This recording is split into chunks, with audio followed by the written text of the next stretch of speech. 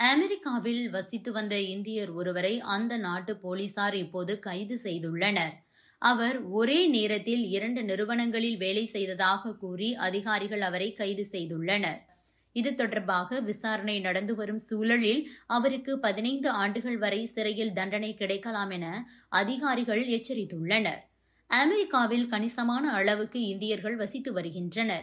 இந்தியர்கள் பலரும் முதலில் அங்கு வேலைக்காக சென்று அப்படியே செட்டில் ஆகிவிடுகிறார்கள். அவர்களின் பிள்ளைகளும் அங்கேயே இருந்து விடுகின்றனர். இதனால் அமெரிக்க மக்கள் தொகையில் இந்திய வம்சாவளியினர் கணிசமான அளவில் இருக்கின்றனர். அப்படி நியூயார்க் நகரில் வேலை செய்து வரும் இந்திய வம்சாவளி நபர்தான் மெகுல் கோஸ்வாமி. 39 வயதான இந்திய வம்சாவளி இளைஞரான இவரை உள்ளூர் போலீசார் மூன்லைட்டிங் புகாரில் கைது செய்துள்ளனர். ஒரு நபர் 2 நிறுவனங்களில் பார்ட் டைம் வேலை செய்வது தவறில்லை. ஆனால் ஒரே நபர் 2 நிறுவனங்களில் ஃபுல் டைம் வேலை செய்வதே மூன்லைட்டிங் என அழைக்கப்படும்.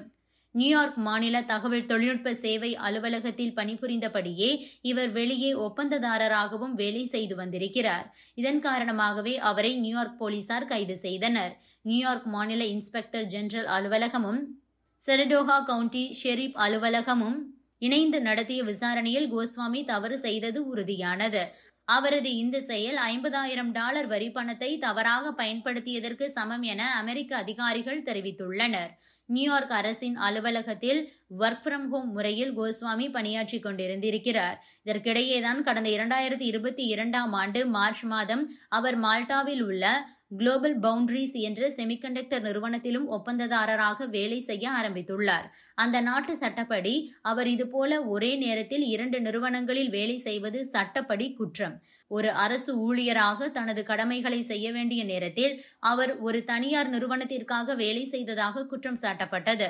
கோஸ்வாமி இதுபோல ஒரே நேரத்தில் 2 வேலைகளை செய்வதாக சொல்லி யாரோ ஒருவர் மெயில் மூலம் புகார் கொடுத்திருக்கின்றார்.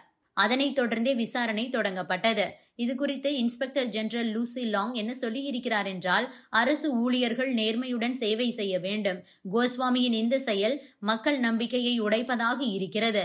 அரசு வேலை செய்வதாக கூறிக்கொண்டு வேறு ஒரு வேலை செய்வது மக்கள் வரிப்பணத்தை வீணடிப்பதாகும் என தெரிவித்திருக்கிறார். இதுபோல மூன்லைட் செய்த குற்றத்திற்காக கடந்த வாரம் சரடோகா கவுண்டி போலீசார் கோஸ்வாமியை கைது செய்தது. கடுமையான குற்றப்பிரிவுகளின் கீழ் அவர் கைது செய்யப்பட்டுள்ளார். அதற்கு அவருக்கு அதிகபட்சமாக 15 ஆண்டுகள் வரை சிறை தண்டனை விதிக்கப்படலாம். கைது செய்யப்பட்ட கோஸ்வாமி பின்னர் மால்டா டவுன் நீதிமன்றத்தில் நீதிபதி ஜேம்ஸ் ஏ ஃபாசி முன்பு ஆஜர்படுத்தப்பட்டார். அவர் மீதான வழக்கு தொடர்ந்து நடந்து வருகிறது. Subscribe to One India and never miss an update.